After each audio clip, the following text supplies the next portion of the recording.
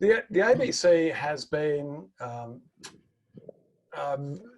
in the news a lot lately because of the issue around funding, and there has been a number of different perspectives around whether it's increased its funding, whether it's decreased its funding or not. There's also been over many years issues and arguments around whether it's biased or it's not biased, et cetera, et cetera. Ed Davis is a deputy chair of the the vice president of the ABC Friends, national vice president and presidents for New South Wales and ACT. Very clearly close to the issues there. Ed and I have already spoken about the session, and I've got some ideas as to what he would like to talk about. But what I might do is just go straight to Ed and ask you if you wouldn't mind introducing the issues and the discussion on this. Ed. Randall, thank you very much indeed for that kind invitation.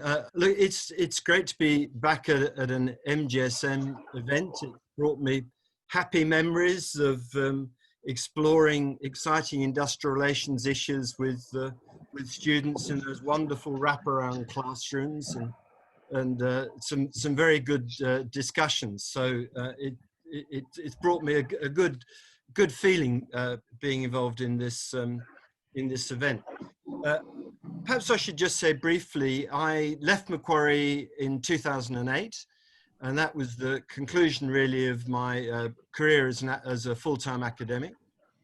And one of the things that I got involved with was the Friends of the ABC, because I had always had a strong sense of the importance of the ABC. I was brought up in Britain, and I view the BBC there as also playing an extraordinarily important role. So I wanted to get involved with Friends of the ABC. They're a lobby group, and they stress the importance of our national broadcaster in Australia. So it's a pleasure to be talking about it tonight. What I basically want to do, and I'm going to try and stick within 20 minutes, I want to cover three things. One, who or what is the ABC? I think it's worth being absolutely clear about that. Two, why is it important? And particularly, why is it important for business? So I want to stress that. And then in my view, the ABC is in crisis, and actually the future of a viable national broadcaster, it's absolutely on the line at the moment. So I think it's important that we're having this discussion. I wasn't surprised at the numbers showing that they see that the ABC should have its funding increased. That's absolutely line ball across the Australian community at the moment. Something like 2/3 of the Australian community, when polled by independent organisations, say yes, funding for the ABC should be increased. So who or what is the ABC? The ABC was established by Act of Parliament back in the late 1920s and began as a radio platform in 1932. Then obviously when TV came along, it used that platform as well, and it's now involved in radio, TV, and online and digital. The ABC currently has 4 national radio stations, and I suspect that most of you would, at one stage or other, listen to ABC Radio, your local radio. Perhaps here in Sydney at 702, you might listen to Radio National. There'll be some of you who like classical music, FM, and there'll be some of you who were brought up rocky and rolling to 2 Triple J. There's 4 national radio stations. There's 8 capital city radio. There's 48 regional radio stations, and there's digital radio, grandstand, more classical and more pop. TV, there's 4 TV channels, and now in the last 10 years or so, of course, there's been the growth of online, so that an awful lot of people would be accessing programs they like on ABC iView. I suspect many of you out there, you're ways of accessing information has changed dramatically. Perhaps over the last 10 years, but certainly over the last 20 years, you'd have changed dramatically in the way that you got your information and accessed entertainment through media. This is a really important point I want to make. So the ABC is a major organization producing TV programs, radio programs, and you can access it online. Pause for a minute and think of the programs that you enjoy. I'm sure many of you tune into news, current affairs, the drama, Radio National, and sport, science, religion, arts. All of this is available through the ABC. It's remarkably good value. When you do it's very simple to do the sums. The ABC gets $1 billion a year. Now, some people think $1 billion is a huge amount. Well, of course, it depends on relativities, what you compare it with. But if the ABC costs $1 billion, we have 25 million people, 365 days a year. I'm not brilliant at maths, but I can do these sums. The ABC costs every Australian 11 cents a day. And think of what you get for that 11 cents a day. You don't get much for 11 cents a day these days. But when you think of the extraordinary range of TV, radio, and online programs, many of them of a very high quality. You're, I think, doing exceptionally well to get all that for 11 cents a day. I don't know how many of you go and read the Daily Telegraph. What does the Daily Telegraph cost you now? Is it $1.60? I suspect most of you would get through that in about 15 minutes if you were reading slowly. Compare that with the ABC. Well, you could have it on for 24 hours and you wouldn't be exhausting what you get for the ABC. The ABC is absolutely remarkable value, and it makes a staggering contribution to the quality of our lives through its information, its educational programs, and its entertainment. It's also a national treasure. It's one of the most trusted, loved, treasured organizations in Australia. And even those organizations, and it's got formidable foes, but even those organizations that really don't like it, they confront this reality that the ABC, poll after poll, is shown to be deeply trusted and deeply treasured. And thank God for that in many respects. And I say that for the BBC as well, because the BBC is facing similar problems, but plays a massive role in British society. The ABC, still talking about who and what it is, it's now got a few over 4,000 employees. It's got about 4,007 according to the last annual report, which was the 2019 annual report. And it looks as if it's going to lose another 250 because of the budget cuts that have been imposed on the ABC. It's dropped something like a third of its workforce over the last 20 years. It's lost a third of its workforce while it's moved from one TV channel to 4, and while it's moved from no online to you know, a major online being a major platform. I want to move to this point. Why care? Why care about the ABC? Why care about national broadcasters? And I'm going to give you a quote from UNESCO, the United Nations Educational, Scientific and Cultural Organization, highly respected. And UNESCO said this about national broadcasters back in 2001. I'm going to put up a couple of overheads properly, and I'm just going to ask Randall to put this quote up. So this is the quote. I'll read it to you, but it's going to come up. So why care? Neither,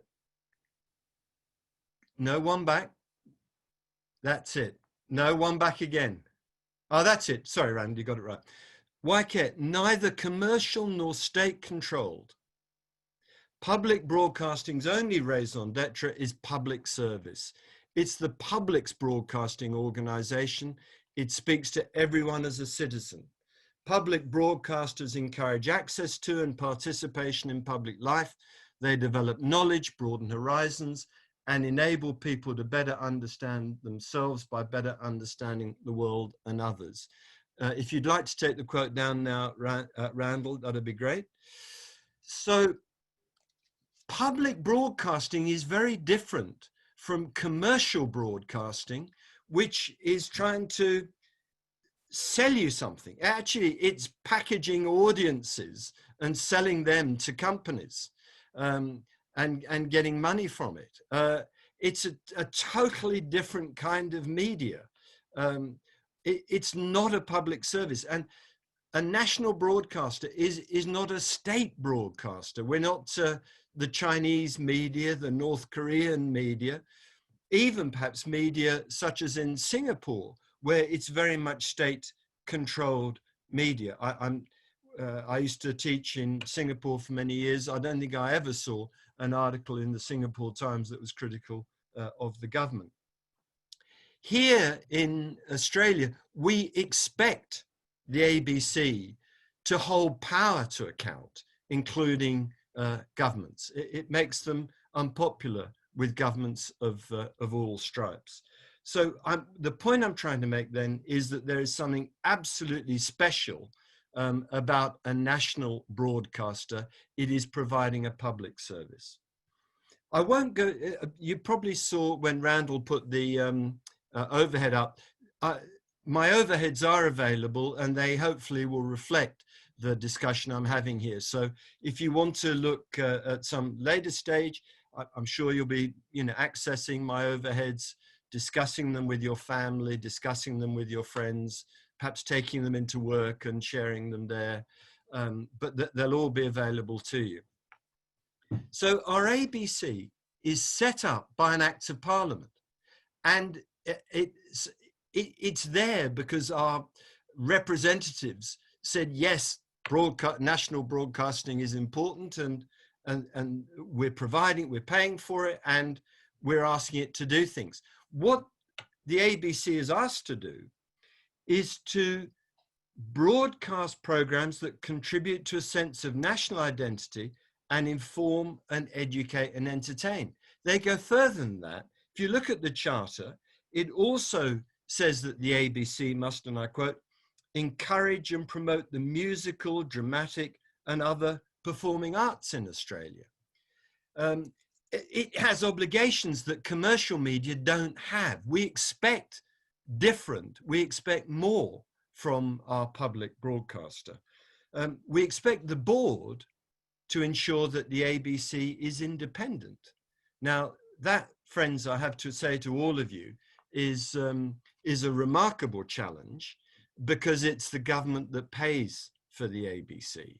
So maintaining independence from your paymaster is not an easy business, never has been since it was started, and it isn't now. And of course, the board itself is selected by government as well.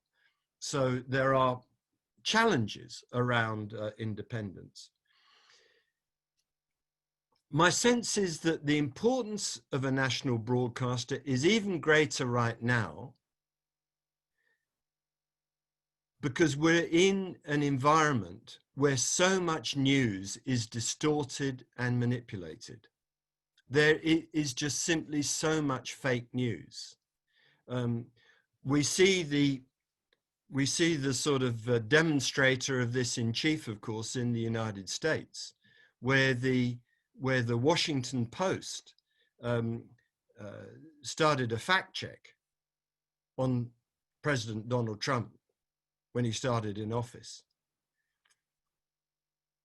They've got up to something like 16,000 lies in his first 3 years in office. I mean, it's quite, and look, we're seeing this nightly, aren't we? When apparently the president is trying to reassure people in the United States that the United States is doing better than any other country in terms of dealing with the coronavirus.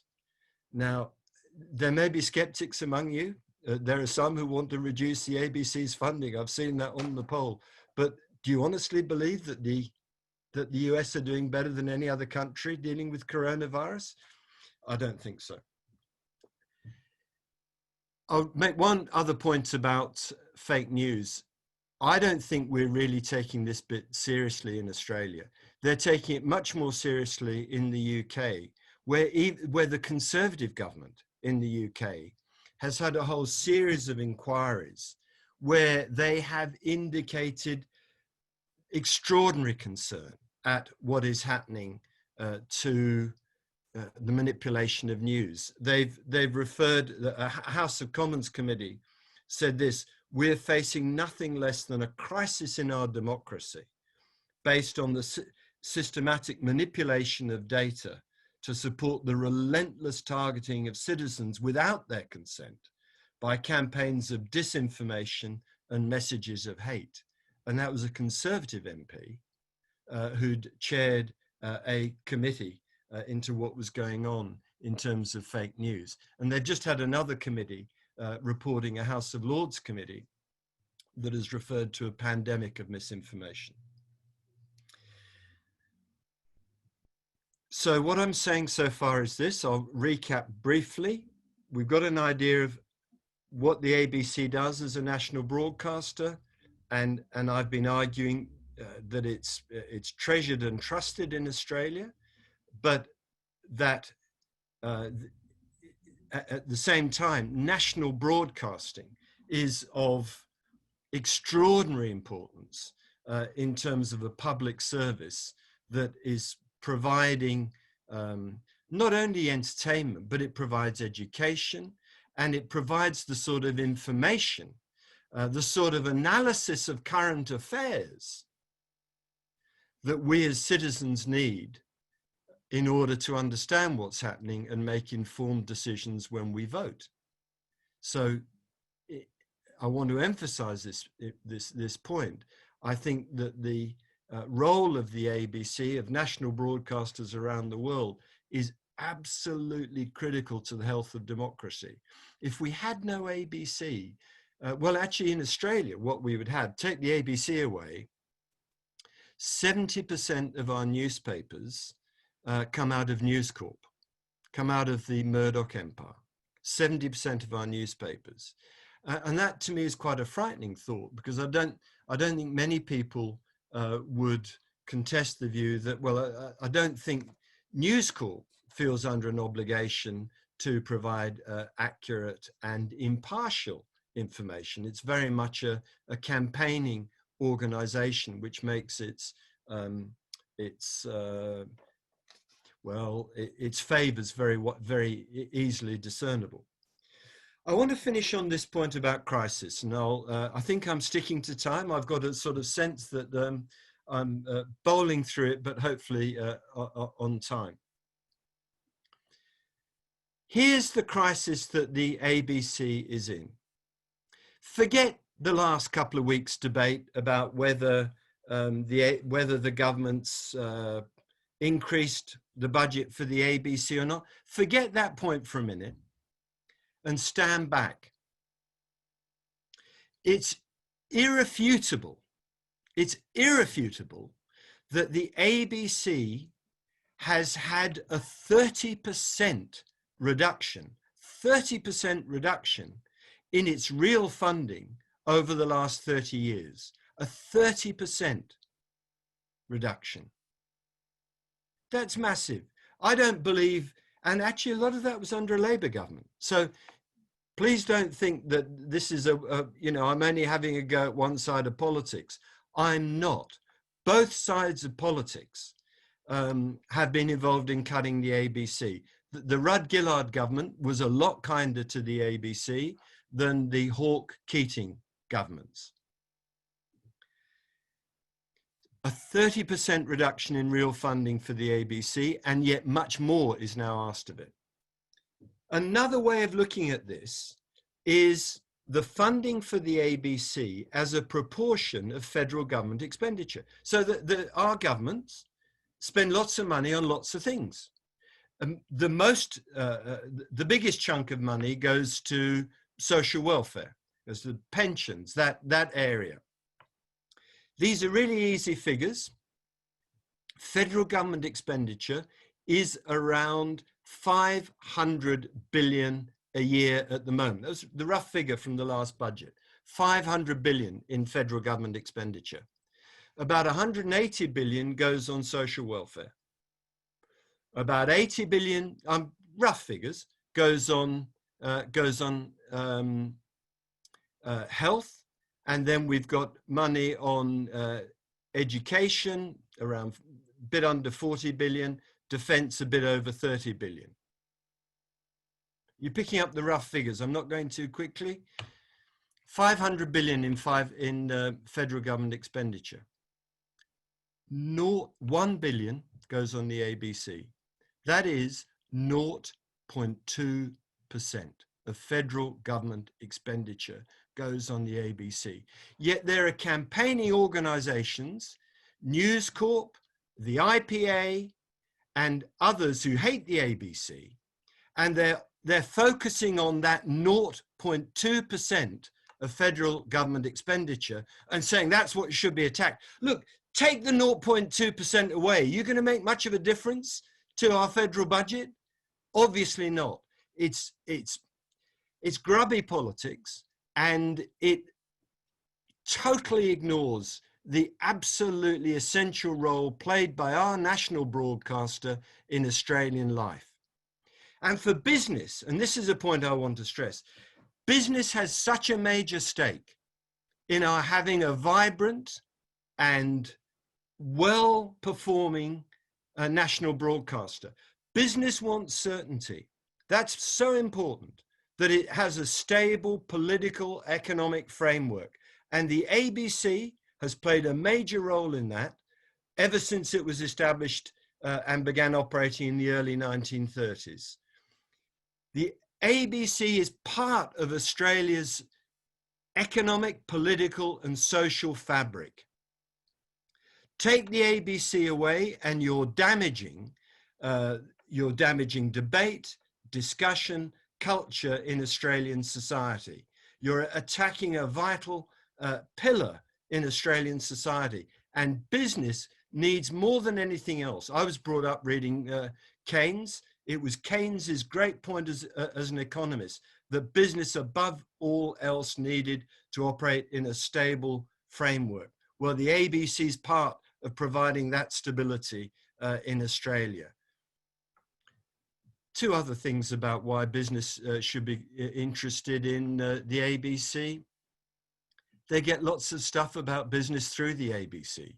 The ABC, through its news and current affairs, is constantly providing flows of information of interest to business, whether it's Alan Kohler on the 7 o'clock news, or whether it's AM, PM radio programs, whether it's insiders, whether it's Four Corners giving you insights into what's going on. You get those programs. You even get dedicated programs for the economists, and you get the money program and so on. So business are getting served like that. And lastly, of course, business people actually, they want good entertainment. They want good drama. They want Stateless or Operation Buffalo or those high quality drama programs. I don't believe they just want endless repeats of The Bachelorette or, you know, cooking programs where people are getting thrown out the dining room or something. So I believe that business has a very major stake in having a decent national broadcaster.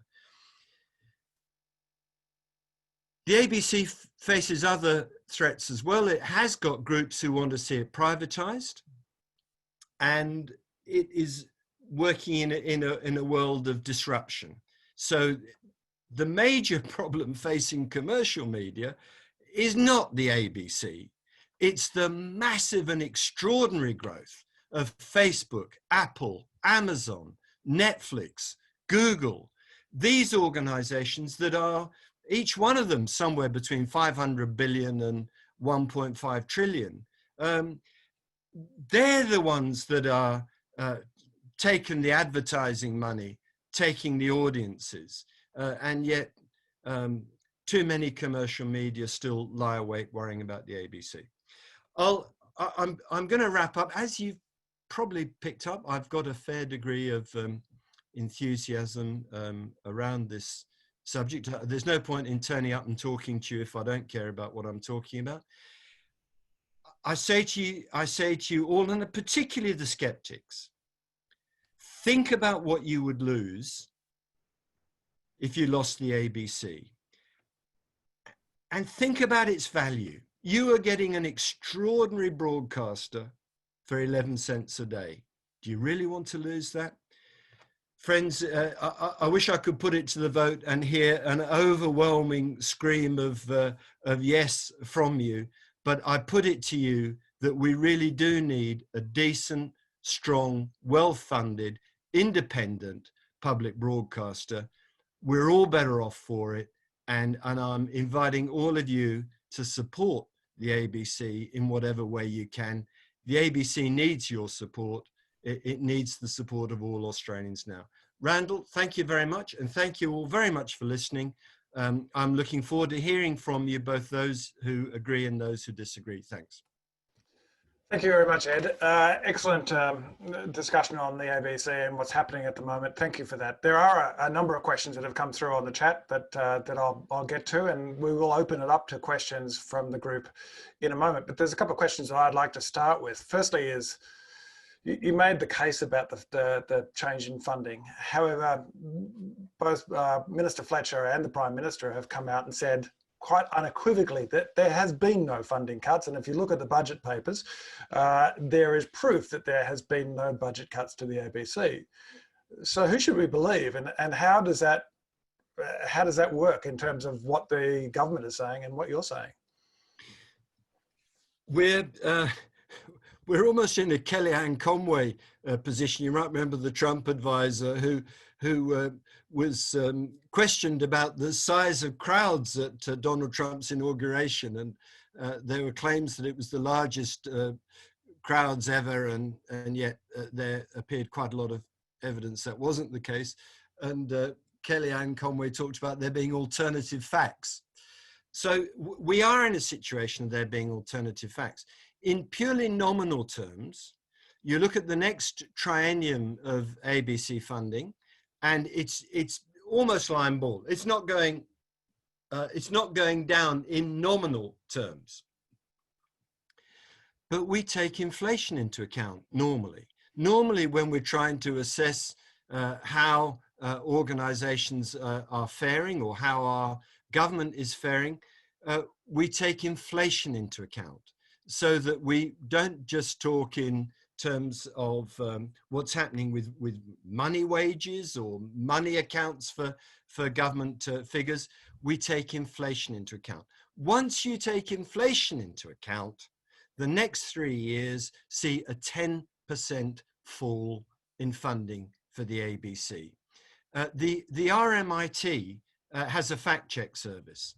And if anybody wants to read this in detail, please just get onto just Google RMIT fact sheet ABC, and you'll see their very careful discussion of this, where they look both at the Paul Fletcher claims as Minister for Communication and the claims made by the ABC.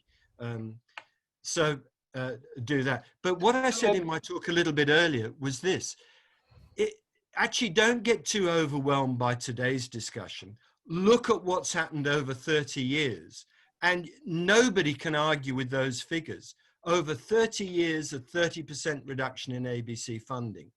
Over the last 30 years, actually about 40 years, ABC, as a proportion of federal government expenditure, has gone down from 0.6 to now 0.2. It's a point I wanted to make, I omitted to make in my talk. But as a proportion of federal government expenditure, go back 40 years, it wasn't 0.2, it was 0.6. And I don't believe we've had a really good national debate about, do we want the funding for the national broadcaster to be cut in that kind of way? I think most Australians would want to see more funding.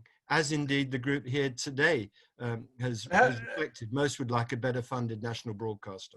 I guess the question though is, given the media landscape today, we've seen today Bauer Media closing a bunch of magazine titles, some that have been around for many, many years. We've seen News Corp close down all regional newspapers. Manly Daily is no longer published, at least in terms of a hard copy. It's the media environment. Everybody's losing funding. Everybody's being cut. Why should the ABC be spared that? Well, we ask different things of our national broadcaster. It's not a commercial media. We've passed this Act of Parliament. We've said this is what we want you to do. We want you to provide high quality information, education, and entertainment. We want you to reflect Australia. We want you to project Australia overseas and all these other things. And at the same time, we're now saying we want to give you less and less money. I think the ABC has become more important because of the collapse of conventional media. I'm very sad that this has happened to our conventional media. It's happened because of the growth of the big tech companies. They've taken away the advertising. All of you are of a decent age out there, and you'll remember when you were a bit younger, you know, newspapers used to thud outside with massive amounts of advertising. If you wanted to buy a car, buy a house, look for a job, you looked in the newspaper classified ads. You don't anymore. You go online. So our conventional media have really lost out to the big techs. That's where most people are now getting their news about what's going on in society. They're getting them online, and there's a massive amount of distortion there and manipulation there. It is even more important, particularly in a country like Australia, where we have such high media concentration in terms of newspapers. The role of the ABC is even more important in providing objective and impartial information, as it's obliged to do by law. So, I mean, I could go on, but I'll pause there for a second. Okay, let me ask you one final question, then I'll pass it to the group. And it's an issue that comes up time and time again, and it has come up in the chat as well. And that's the issue of bias. We expect our government agencies to be representing all of our interests and all of our particular views, and rather than taking one particular point of view or one particular side. We saw when Emma Alberici, the national economics reporter for the ABC, was sacked, that the Australian newspaper was gleeful about it because they saw her as a leading figure of the leftist views of the ABC. Tony Jones on Q&A has been accused many times of showing leftist bias, and the bias of the panelists on the Q&A being very much favouring left political views. How do we make sure that there is a balance, and is the ABC balanced or not? Okay, well, look, great question, and certainly what you find is this: the great majority of Australians, this is polled endlessly, it has been for years, the great majority of Australians see the ABC as the most trustworthy organisation in Australia. It's remarkable, the polling that's done. But at the far left and the far right, you've got groups who think that the ABC is terribly biased. The far right assume that the ABC, you know, that it's full of lefty journalists, that they're spawned by people from, well, I don't know, Marx, Lenin and Mao are all in their DNA. And the far left equally see the ABC as absolutely spineless and a creature of capitalism. So you've got these extremes on both sides who see the ABC as terribly biased. Kerry O'Brien, in his memoir, terrific book, said that he did a lot of election coverages, and he would get an equal number of emails telling him that he was a pissweak right-winger as he was just an unabashed creature of the left. And that, to me, suggests the ABC probably gets it about right. And certainly the ABC is obliged, under its act, to provide objective and impartial information. It is endlessly scrutinized. There are endless inquiries into the ABC, and it is very, very rare that any complaint is ever upheld. I'll give you one example. There was a review a few years ago. Well, there's usually about 2 reviews a year into the ABC. It's quite remarkable. And of course, you've also got Senate estimates. The ABC has to provide a report to Parliament. So it's endlessly reviewed. But Mike Smith was the chief executive of the ANZ. And he was part of a review into ABC bias. And he said in his report at the end, he said, look, I had the same view as a lot of business people. We thought the ABC was biased. When I looked at the evidence, I was just amazed at the rigor and balance in the ABC. And when you look at the evidence, that seems to be the overwhelming story. So we'll always hear about bias, and it will usually reflect views on either the far left or the far right. But for most Australians who consume the ABC, they highly trust it and they see that it's balanced. Okay, thank you, Ed. We've got some time left to open it to the floor. Is there anybody who has a question for Ed? And perhaps the easiest way to do this, if you can find a little waving thing on your screen, is to wave, and I'll come to you. And if that doesn't work, we'll try something else. Was that you, Paul, waving? Paul Blanket waving? No? Okay, let me open it just to vocal. Does anybody like to ask a question to Ed? Just unmute your microphone and ask a question. I never had this problem when I was giving lectures. They were just bang in being there. Quite shy. Okay, let me ask another question then. I think you've got one from a Mr. McDonald. I can see a hand up. I can too. Can you unmute yourself and ask the question?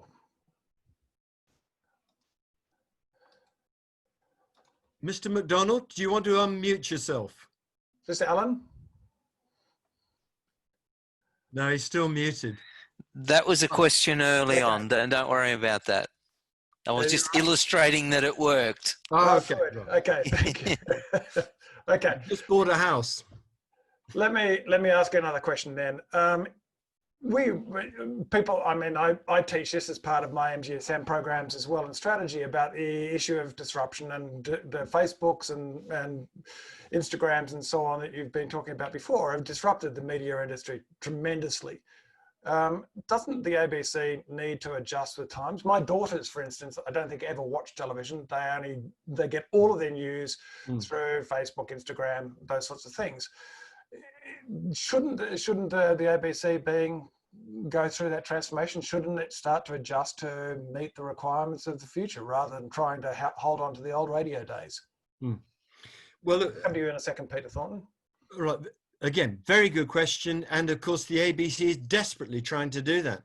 The leadership in the ABC, both the current leadership and the immediate past leadership, have this vision for the ABC as an organization, as a platform where people won't be thinking, oh my God, it's 7 o'clock, I better go to, turn on the news, or it's 7:30, or it's 4. They will just, it'll be like one massive iView. You will go to the ABC when you want to collect something. But the idea of old-fashioned linear program is going from the ABC. I know my viewing, I'm quite conservative in this respect, but my viewing habits have radically changed. I work out what programs I want to see when I want to see them. I don't I don't absorb the ABC in a linear way anymore. But one group, I forgot to mention this earlier, of course, one group where the ABC remains very popular is with kids. The ABC's kids programs, I'm sure many of you, I can see somebody nodding, they remain superb. They're by far the best program for kids. So there's this audience that the ABC is very successful with. And the other audience is the older audience. People really in their 60s and on are very much rusted on to the ABC. And quite a lot of them are still absorbing the ABC, using it in a linear way. But coming back to your question, Randall, it will take a lot of money. And the previous chair was a mate of Malcolm Turnbull's, and he lived in hope that he would get $500 million to buy the technology that he saw the ABC as needing to transform it to being an online platform. Unfortunately, with Malcolm's demise as Prime Minister, I think any hope of that kind of large parcel of money coming the ABC's way looks most unlikely. Just out of interest, the previous chair, Justin Mellon's daughter, is a recent STAR graduate of MGSM, doing her MBA. Let me, Peter Thornton, you had a question. Oh, hi, Ed. Nice to see you again after a long, long time. Yes, your point about the children is most apposite. In fact, I can assure the minister and the Prime Minister he'd have my 4-year-old to answer to if he cut Bluey. But I just wanted to say, you gave us an interesting figure of 11 cents per day per adult. I'm not sure. Or per Australian. I took it as per Australian. Okay, per Australian, per person of population. What is the equivalent figure for the BBC? And I mean, I'm just interested in that because the BBC still continues to produce most of the drama programming that I actually prefer to watch. And it still seems to be quite a bit coming out. So how do they manage to do all that they do and still produce all of that content? The BBC has a budget 8 times the ABC. Its population of the UK is 3 times as large, but its budget is 8 times. The BBC's always been much bigger. The ABC was modelled on the BBC, but it came into being a bit later when there were already strong commercial media in Australia. There weren't such strong commercial radio in Britain. So no, I lived in Britain at the time of Radio Caroline and Radio whatever it was out in the Radio Luxembourg and all of that. But yes, I understand your point in that regard. Yeah. So the BBC's always, but the BBC is very much under attack. Its funding is under attack from the current Conservative government. A point I didn't make about how important the ABC is. The ABC's importance has really been underlined by the bushfires and by COVID. Australians overwhelmingly have turned to the ABC to get information and help the people out regional areas about the bushfires and generally to do with COVID. So both those and in Britain the same thing. The Boris Johnson government doesn't like the BBC. Boris doesn't like the BBC, but COVID, the whole experience there has cast the BBC in a very good light, and frankly has cast Boris in a pretty appalling light.